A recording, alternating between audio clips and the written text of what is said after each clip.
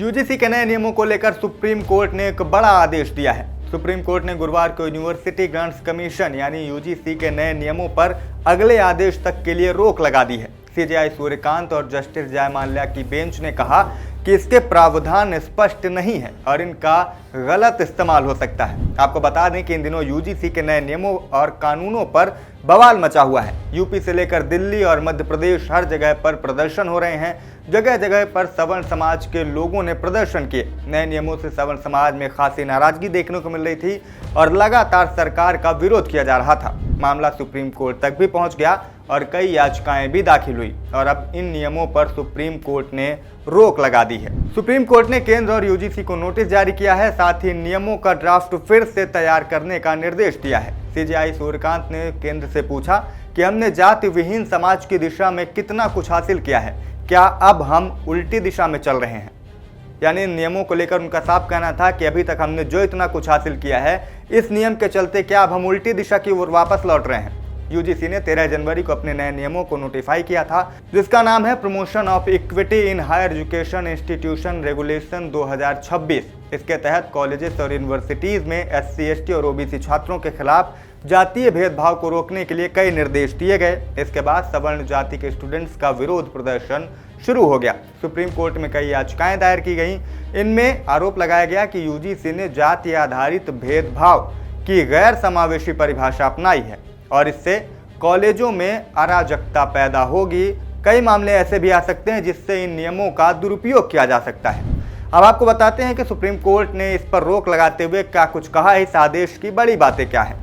Supreme court ने कहा कि हमने जाति विहीन समाज की दिशा में कितना कुछ हासिल किया है, क्या अब हम उल्टी दिशा में चल रहे हैं?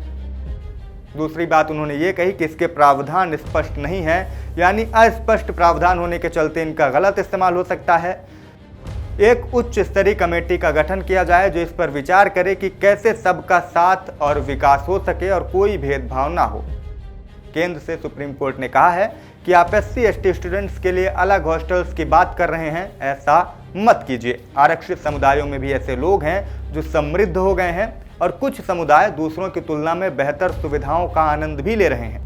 अब आपको बता देते हैं कि आखिर इन नियमों का विरोध क्यों हो रहा था। आपको बता दें कि कहा जा रहा था कि इसमें भेदभाव की परिभाषा एक तरफा बताई जा रही है। नियमों में एससी, एसटी, ओबीसी, महिलाएं और दिव्यांग शामिल हैं, लेकिन जनरल कैटेगरी को पीड़ित नहीं माना गया है। यानी सिर्फ जनरल कैटेगरी को आरोपी माना गया है, स्वघोषित आरोपियों की श्रेणी में रखा गया है।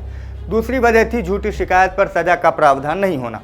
इस बिल के अनुसार यदि कोई फर्जी या गलत शिकायत करता है तो उस पर कोई जुर्माना या कार्रवाई तय नहीं की गई है और 24 घंटे में कार्रवाई का नियम गलत इस्तेमाल की आशंका को बढ़ाता है। इसके अलावा इक्विटी कमेटी में जनरल कैटेगरी का प्रतिनिधित्व भी नहीं था।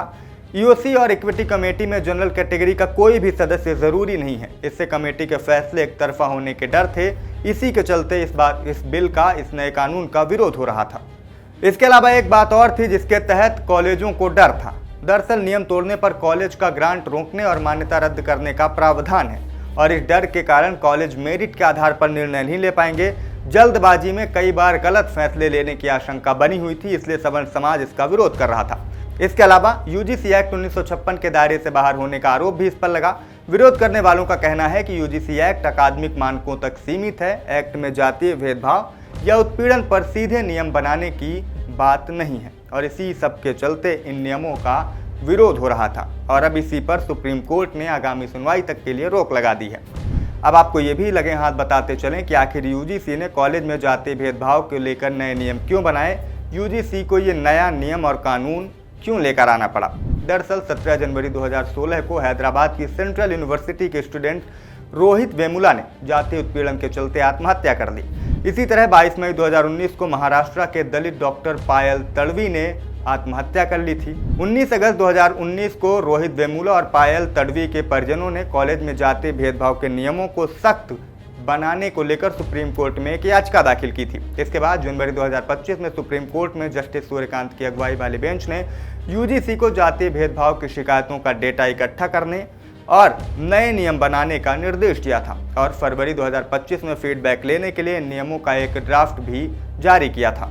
और इसके बाद यूजीसी ने फिर इन नए नियमों को जारी किया और 13 जनवरी 2026 को इन नियमों के बारे में नोटिफाई किया गया। नोटिफाई होने के बाद ही यानी 14 जनवरी से ही सोशल मीडिया पर इसका विरोध शुरू हुआ और उसके बाद ये विरोध सोशल मीडिया से सड़कों तक पहुंच गया। सवर्ण समाज ने काफ़ी ज़्यादा इसका विरोध किया, जगह जगह पर प्रदर्शन हुए, मोदी सरकार के खिलाफ जमकर नारेबाजी हुई और याचिका जो है वो सुप्रीम कोर्ट तक पहुंची। और अब इसी पर सुप्रीम कोर्ट ने फैसला सुनाते हुए आगामी आदेश तक, आगामी सुनवाई तक इस कानून और इन नए नियमों पर रोक लगा दी है।